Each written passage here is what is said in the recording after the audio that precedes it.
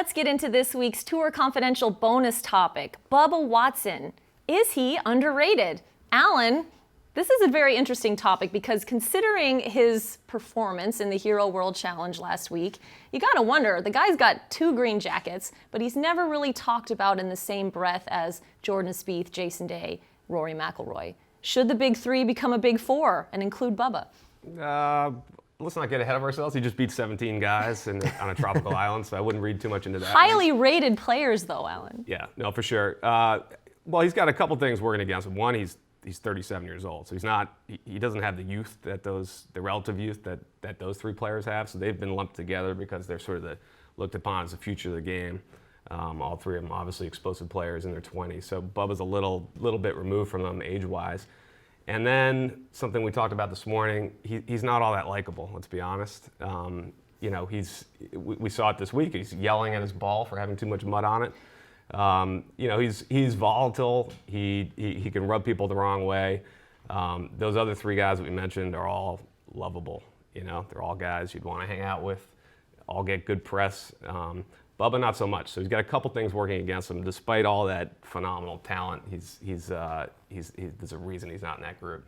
Brendan, and I know a lot of people don't really give him the credit to contend in the other majors, other than Augusta. A lot of people say that's the only one he can win. He just doesn't have the temperament for the other 3 majors. Maybe that's part of it too. I think it is. I mean, there's a kind of golf that Bubba has proven unable to play, at least to this point, and that's bad conditions, links golf in general. He hasn't contended in a British Open, which those other 3 players all have. They've proven that they can win and or contend in any situation, and as soon as Bubba loses his mental edge a little bit, he's written off, and you can't say that for those other 3 guys. And keep in mind, both after winning both those majors, both those Masters, we sort of didn't hear from him for months. It took him like 2 years to win after he won his first green jacket, and then it took him, I think, 6 or 7 months after that second green jacket to win again. So he doesn't obviously have the consistency of those other players. So that being said, the hype for Masters 2016 starts now. Is he in that first wave of favorites? Yeah, always. Okay. Yeah. As Brendan said, that's the course that just suits him. It suits his eye. He can be creative. He can rip it and hit shots around the green. So he's always going to be a contender there. So with 3 green jackets potentially, does he become a favorite in the other 3 majors? Or we're still saying no? I don't think so.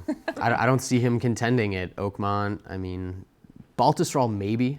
That's sort of the kind of place where he could win, although it's probably too narrow. I mean, the places he's won are places he can bomb it all over the course and get it up and down and make birdies. Augusta, Riviera, TPC River Highlands, and Connecticut, those are courses where he can hit it 300 yards in the trees and still shoot 66, 67. Can't do that at major venues.